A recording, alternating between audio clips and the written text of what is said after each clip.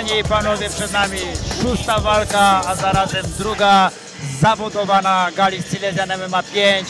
Jest to co-main event tej gali, a zobaczymy w nim zawodnika Matador z Katowice, 32-letni o wadze 70 kg, Daniel Hodor kontra zawodnik z Ukrainy, 19-latek, również 70 kg wagi.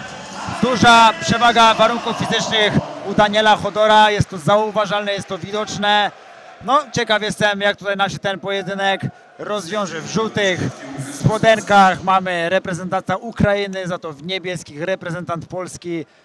I zaczynamy!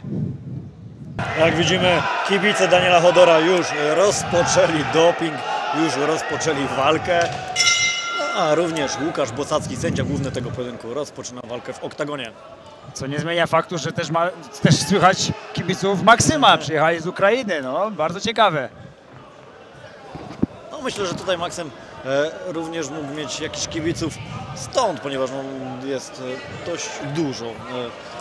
Tak, oczywiście. No i mamy tutaj presję wykonaną przez Daniela Hodora. No, widać tutaj przewagę warunków fizycznych i siłowych.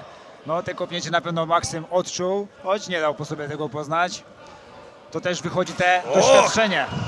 No tutaj, mimo że kategoria lekka i zazwyczaj te właśnie lekkie kategorie cechują się tym, że trwają pełen dystans walki, to tutaj ten knockout no, rzeczywiście wisi w powietrzu. Panowie bardzo, bardzo dużo sił wkładają w swoje uderzenia, jak i kopnięcia.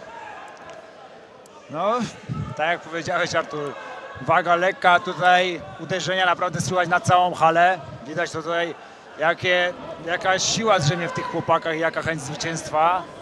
Kto tutaj dąży do czego? Mamy obalenie w wykonaniu Daniela Hodora, bardzo łatwo doszedł do tego obalenia. Daniel już stabilizuje sobie pozycję boczną. Dobrze w tempo wszedł, bardzo ładnie. Od razu też również przyszedł nogi swojego rywala, dlatego znajduje się już w pozycji bocznej. Umówmy się, że to jest sztuka właśnie, wejść w tempo, nie siłować się o to obalenie. Sprawi wejść tak w tempo, że rywal nawet nie wie o tym, że w tych nogach nasz przeciwnik jest. I to jest właśnie bardzo fajny kunszt taki wyciągnięty z treningów Daniela. Widzimy, że zawodnik z Ukrainy mocno zabetonowany, oddaje teraz dosiad. No i mamy grad ciosów wrzuconych na głowę Maksyma. Potężne łokcie spadają na głowę, potężne uderzenia. Jak Maksym tutaj nie zareaguje zaraz, to będzie koniec tego pojedynku, chociaż stara się inteligentnie bronić. Umówmy się, że Daniel tutaj raczej już tego nie powinien odpuścić, ale Max cały czas walczy o swoje, cały czas walczy o to, żeby wrócić do tego pojedynku. No, pamiętam twoje przewidywania przed tą walką, że Daniel Hodor wygrywa w pierwszej rundzie. Trójkąt nogami! I myślę, że to właśnie teraz będzie czynił.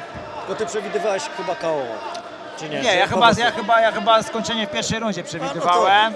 I jest blisko tego, żeby moje odczucia się spełniły. Ładnie Maksym broni tego trójkąta nogami, wyklucza rękę. Ale trójkąt zapięty i jeszcze ponad pół rundy przed nami, także no i za nami, przed nami. Także tak tutaj jest. Całkiem możliwe, że właśnie Daniel Hodor udusi swojego przeciwnika. Brakuje Danielowi przełożenia tej lewej ręki pod szyję, to teraz właśnie czyni, pod szyję Maksyma. Wtedy na pewno dopływ tlenu będzie dużo mniejszy. I czy to będzie koniec tego pojedynku? Wisi to w powietrzu, wisi i koniec! Wygrywa Daniel Hodor ten pojedynek przez poddanie w pierwszej rundzie. No, mógłbym obstawić tą walkę. No, zdecydowanie. Pewnie bym zarobił.